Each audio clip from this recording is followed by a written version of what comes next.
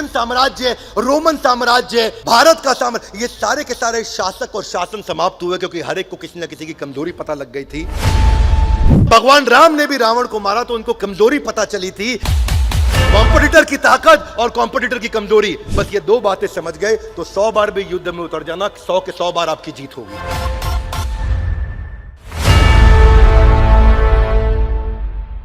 ग्रंथराज श्रीमद् भगवद गीता की। तो आप सबका स्वागत है आज के अगले अध्याय में भगवद गीता के, Gita in action. Everybody guys come on, Gita in action. Gita को अपने जीवन में कैसे उतारें, पहला अध्याय चल रहा है और आज हम पहले अध्याय का तीसरा श्लोक लेने जा रहे हैं और यह श्लोक दुर्योधन बोल रहे हैं। हमने इससे पहले चर्चा किया धृतराष्ट्र के श्लोक का। अब हम दुर्योधन की बात करेंगे कि दुर्योधन क्या बात कर रहे हैं और भगवद गीता का प्रारंभ होने जा रहा है। पश्यताम पांडुपुत्राणाम आचार्यम महतीम चमुम व्यूढ़ाम द्रुपद पुत्रेण तव शिष्येण धीमता। तो यहां दुर्योधन कहते हैं, हे आचार्य पांडु पुत्रों की विशाल सेना को देखो। दुर्योधन किसको कह रहे हैं? द्रोणाचार्य को कह रहे हैं। किसको कह रहे हैं? हे आचार्य पांडु पुत्रों की विशाल सेना को देखो, जिसे आपके बुद्धिमान शिष्य द्रुपद के पुत्र ने इतने कौशल से व्यवस्थित किया है। पहले इस कहानी को समझने के लिए श्रील प्रभुपाद को हम धन्यवाद करते हुए उनके तात्पर्य को समझते हैं कि जो दुर्योधन थे वो इस समय एक परम राजनीतिज्ञ की तरह बात करने का प्रयास कर रहे हैं और अपने सेनापति द्रोणाचार्य से बात कर रहे हैं। द्रोणाचार्य केवल उनके सेनापति नहीं, उनके गुरु भी थे। और उनको क्या कहते हैं? पश्यताम, देखो। किसको बोल रहे हैं देखने को? अपने गुरु को बोल रहे हैं देखने को। देखो द्रोणाचार्य, तुमसे बहुत भारी गलती हो गई है। द्रोणाचार्य सोच रहे हैं क्या गलती हो गई है? पश्यताम पांडुपुत्राणाम आचार्यम महतीम चमुम। ये सारी की सारी सेना किसने सेट करी है? ये द्रुपद के पुत्र धृष्टद्युम्न ने सेटिंग करी है पूरी। और कौन था ये धृष्टद्युम्न? इसके पीछे एक हिस्ट्री है। दुर्योधन ये बात क्यों कर रहे हैं? हिस्ट्री ये है कि द्रोणाचार्य की और द्रुपद की बनती नहीं थी। द्रुपद कौन है? अर्जुन के ससुर जी, यानी कि द्रौपदी के पिता। द्रौपदी के पिता हैं द्रुपद, और द्रुपद और द्रोणाचार्य का आपस में पुराना झगड़ा था। और उस झगड़े में द्रोणाचार्य से बदला लेने के लिए द्रुपद ने क्या किया? एक यज्ञ किया और उस यज्ञ से उनको मिले कौन? धृष्टद्युम्न।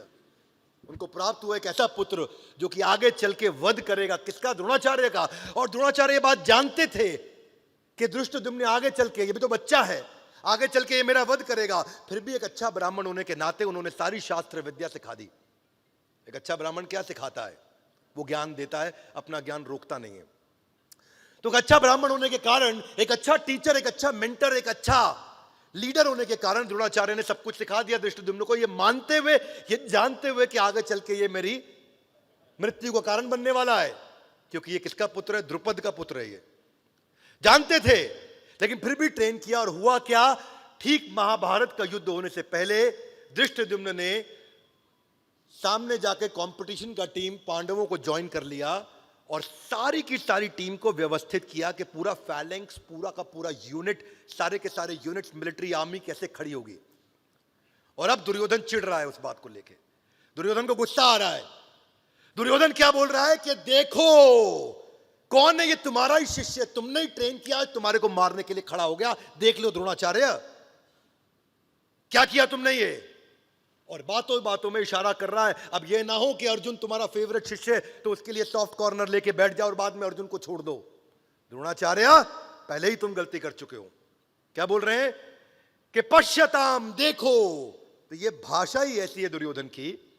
जब युद्ध का प्रारंभ हो रहा है, युद्ध के प्रारंभ से पहले एक लीडर को चाहिए कि टीम को इंस्पायर करे, उनको एनकरेज करे, अपने गुरु का आशीर्वाद ले, अपने मेंटर से जाकर के। इस समय दुर्योधन को क्या चर्चा करनी चाहिए थी?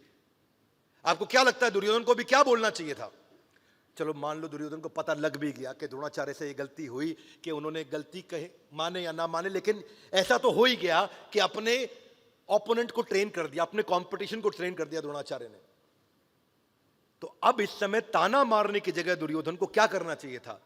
उनको पूछना चाहिए था, हे गुरु द्रोणाचार्य, मुझे लगता है क्योंकि आपको सब मालूम है कि किसकी क्या स्ट्रेंथ है, क्या वीकनेस है, आपने सबको क्लोजली ट्रेन किया है, तो बजाय ये बोलने के कि द्रोणाचार्य तुम इतनी गलतियां कर चुके हो, उन्हें कहना चाहिए कि गुरुदेव क्या आप मुझे बता सकते हैं इनकी टीम में क्या क्या कमजोरियां बाकी रह गई हैं, मैं कहां से इनको अटैक करूं, मैं कहां से शुरुआत करूं। कुरुक्षेत्र के युद्ध मैदान के अंदर आज अगर मुझे यह समझ में आ जाए कि इनके खिलाफ कौन कौन सी वीकनेस है, वो सोल्यूशन ओरिएंटेड क्वेश्चन अगर वो करते द्रोणाचार्य के साथ में, तो वो ज्यादा कारगर रहता। क्या मेरी बात समझ आ रही है? yes, शुरुआत ही गलत हुई। अपने विरोधियों की कमियों पे चर्चा करनी चाहिए थी, उनको ये पूछना चाहिए था कि इनकी वीकनेस का एनालिसिस करें, आपने मिलिट्री के कौन से सीक्रेट ऐसे बच गए जो उनको नहीं दिए।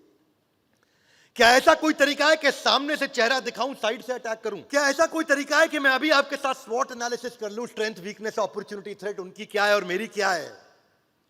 क्योंकि जब जब युद्ध को जीता गया है, जब भीम ने भी दुर्योधन का वध किया या उसको मारा, तो उसको कमजोरी पता चली थी सामने वाले की कि दुर्योधन की जंगा पे अटैक करना है।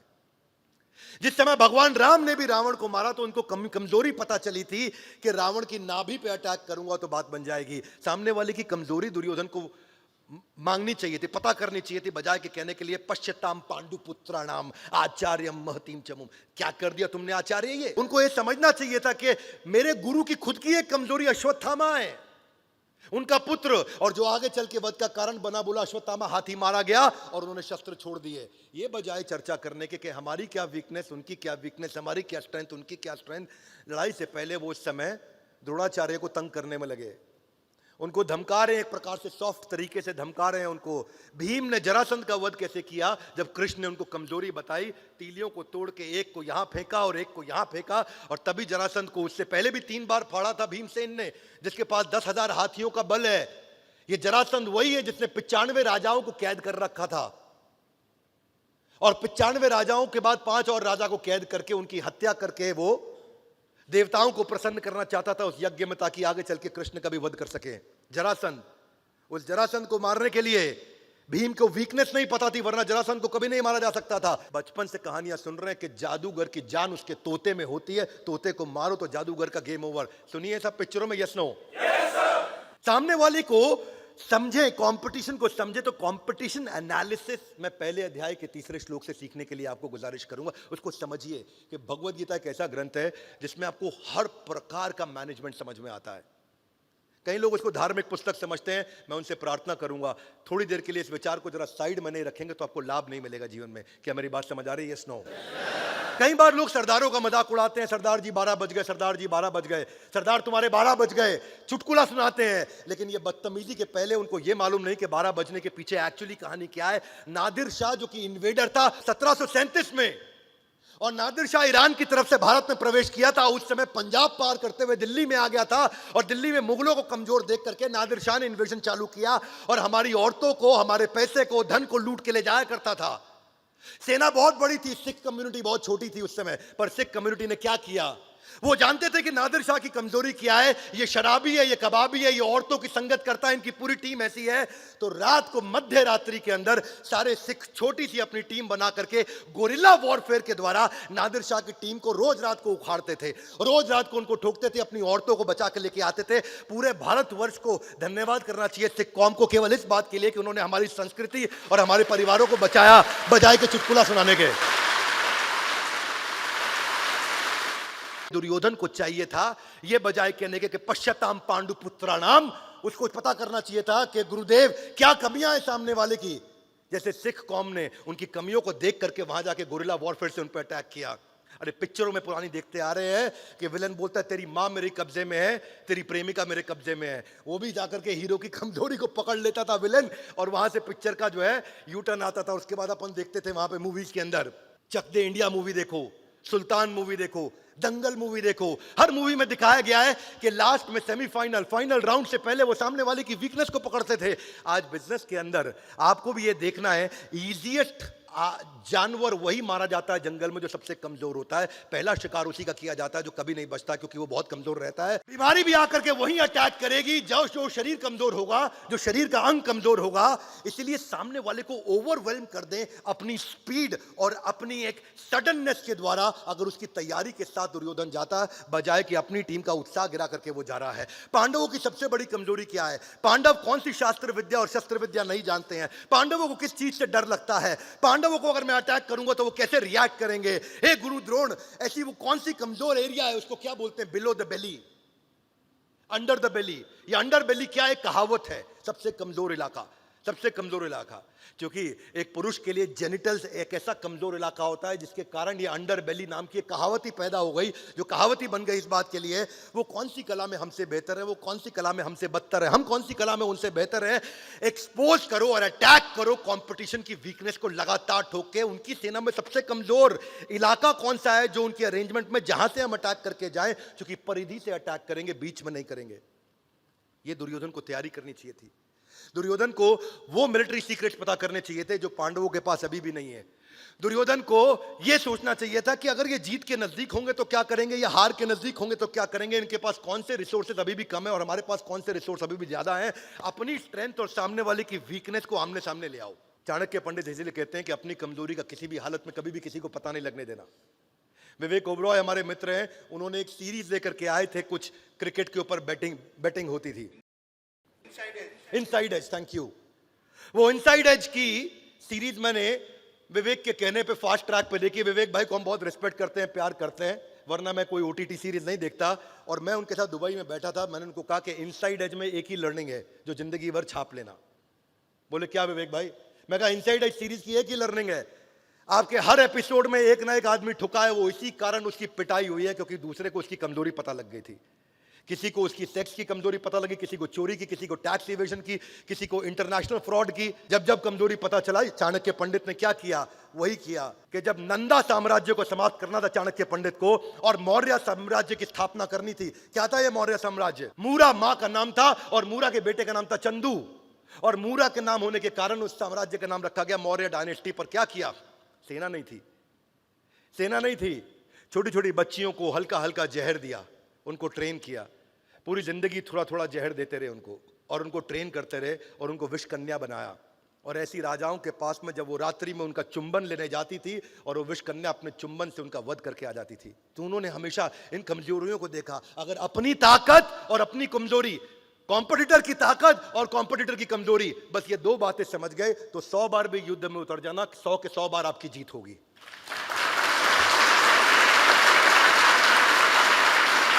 आसानी से आप डिस्ट्रैक्ट कर पाओगे अपने ओपोनेंट को। पर दुर्योधन की यह गलती थी। दुर्योधन क्या बोले? पश्चाताम पांडुपुत्राणाम आचार्यम महतीम चमु। बस वो इसी में फंस गए। देखो सामने धृष्टद्युम्न आपके द्वारा ट्रेंड, कोई बात नहीं, धृष्टद्युम्न को आपने ट्रेनिंग दिया है। आचार्य कोई ऐसी भी तो ट्रेनिंग होगी जो धृष्टद्युम्न आपसे लेने आए थे पर उस दिन छुट्टी मार गए। आचार्य कोई ऐसी भी तो ट्रेनिंग होगी कि उस दिन धृष्टद्युम्न डिजिटल ट्रेनिंग ले रहे थे, ध्यान से नहीं अटेंड किया। आचार्य कुछ तो ऐसा बचा होगा धृष्टद्युम्न के जीवन में जो उसको नहीं मालूम, वो हमको बता दीजिए। जिस दिन आपका ध्यान वहां से भटका या जिस दिन वो बीमार पड़ गया, उस दिन उसका कॉम्प ऑफ था, लीव थी, अर्न लीव थी, 15 अगस्त की छुट्टी थी, कुछ तो थी। एक बिजनेस पर्सपेक्टिव से भी हर एनिमी का एक व्यू पॉइंट होता है कस्टमर को लेकर के। फोरकास्ट करो कि कंपटीशन क्या करेगा, सामने वाला वो कैसे रिएक्ट करेगा अलग अलग परिस्थितियों के अंदर। वो आपका शॉर्टेस्ट रूट टू विक्ट्री होगा। हमेशा याद रखिए कि आपको ये जो अंडर बेली की कहावत है, ये अंडर बेली की कहावत यहां पे बहुत समझने वाली कहावत है। मेरा यहां पे मानना है कि पर्शियन साम्राज्य, रोमन साम्राज्य, भारत का साम्राज्य, ये सारे के सारे शासक और शासन समाप्त हुए क्योंकि हर एक को किसी ना किसी की कमजोरी पता लग गई थी। किसी की कमजोरी थी वीक सक्सेसर या वीक डाउनलाइन, किसी की कमजोरी थी वीक इंटरनेशनल स्ट्रेटेजिक अलायंसेस, किसी की कमजोरी थी कि बहुत बड़ा वास्ट एम्पायर था इसलिए अनकंट्रोल्ड और डिस्ट्रैक्टेड एम्पायर हो गया था। किसी की कमी थी इंटरनल रिवोल्ट, अपनी सेना के भीतर ही कुछ ना कुछ फूट बढ़ती चली जा रही थी जिससे वो समाप्त हो गए। किसी की कमी थी कि उनका यूनिटी ऑफ कमांड नहीं था, और किसी की कमी थी कि उनके independent non aligned independent provinces थे। कई राजाओं ने ऐसा किया, अकबर ने भी ऐसा ही किया था। अकबर जीतते थे एक शासक को, उसी को शासक बनाते थे, वो उसको इंडिपेंडेंट करते थे। लेकिन अगर वो नॉन अलाइंड हो गया तो इंडिपेंडेंट आदमी कंपटीशन को ज्वाइन कर सकता है जाके। डाउनफॉल ऑफ मुगल एम्पायर क्यों हुआ था? इसकी शुरुआत हुई थी जब पहली बार सूरत के अंदर एक ब्रिटिशर टीम यहां पे आई थी। और कौन आए थे? William Hawkins. और विलियम हॉकिंस ने आगे पहली रिश्वत जहांगीर को दी थी सूरत के अंदर टेक्सटाइल इंडस्ट्री सेटअप करने के लिए। जो गुजराती लोग हैं जान लीजिए, पहली बार अंग्रेज सूरत में आए थे टेक्सटाइल इंडस्ट्री लेकर के, और वहां विलियम हॉकिंस आए थे और उन्होंने जहांगीर को रिश्वत दी, वहां से उन्होंने एंट्री करी। ऐसे ही हर बार हुआ है। सबसे बड़ा मंत्र यही है कि आपको सिनेरियो एनालिसिस करना चाहिए, जो कई बार आप मिस कर जाते हैं। एक अटैक प्लान्स हमारे क्या हो सकते हैं, अलग अलग हाई डिग्री ऑफ सक्सेस मुझे कहां से मिल सकती है। बाय द वे, एक और इसका बड़ा अच्छा तरीका है जो एक्शन में हाथ आगे लाए, गीता इन आपको कंपटीशन को पहचानना है तो उनके रिव्यूज देखने चले जाओ, उनके मोबाइल ऐप स्टोर पे चले जाओ, उनके फेसबुक पे चले जाओ, उनके रिव्यूज जाकर के देखो कि रिव्यूज में कौन सी अच्छी चीज है जो बार बार छूट रही है और कौन सी बुरी चीज है जो बार बार दिख रही है। One more time, come on. कौन सी अच्छी चीज है जो बार बार छूट रही है और कौन सी बुरी चीज है जो बार बार। इससे ये पता चल जाएगा उनकी वीकनेस क्या है, कि ये अच्छाई आ नहीं रही है यानी कि कमजोरी है, और ये कमजोरी बार बार दिख रही है यानी कि ये कमजोरी है। और केवल उन्हीं साइट से ही आपको स्क्रूटनाइज करेंगे उनके रिव्यूज को, तो आइडिया मिल जाएगा। और तभी आप कंपटीशन को समझ करके उसकी वीकनेस को अपनी एडवांटेज बना सकते हो, बजाय के दुर्योधन की तरह केवल ताना मारते रहना और टीम को की स्ट्रेंथ को स्वॉट एनालिसिस शुरुआत में न करना, जिसके कारण द्रोणाचार्य, गुरु द्रोण जो उनके गुरु हैं, जिनसे चर्चा कैसे की जानी चाहिए। अगले एपिसोड में हम दुर्योधन मेंटालिटी को और डिटेल में समझेंगे। ये Bhagavad Gita in action, Gita in action, ये एक ऐसी सीरीज है जो हर व्यक्ति को सारे के सारे एपिसोड आकर के जरूर देखने चाहिए। अपनी जिंदगी का समय निकाल करके देखिए, वो बुद्धि का धन उसके अंदर मिलेगा जो आपको पूरी पृथ्वी पर सारे के सारे शास्त्रों में और सारी किसी भी प्रकार की किताबों में अगर एक साथ चाहिए तो एक जगह भगवत गीता में मिल सकता है, जिसको हम प्रयास करेंगे अपनी सीमित बुद्धि के द्वारा कि आपके सामने ला करके साधारण भाषा में प्रस्तुत करें, ताकि आपके लिए आसानी हो उस गीता को समझना जो संस्कृत नहीं समझ सकते। अब उनके लिए भी आसान होगा कि वो आकर के गीता इन एक्शन सीरीज के साथ में भगवत गीता को समझ सकेंगे। मेरी इच्छा है ये गीता इन एक्शन सीरीज सब तक पहुंचे। हमारे साथ जुड़े रहने के लिए, इस एपिसोड को ध्यानपूर्वक आकर अटेंड करने के लिए आप सबका हृदय की गहराई से प्रेम पूर्वक बहुत बहुत धन्यवाद।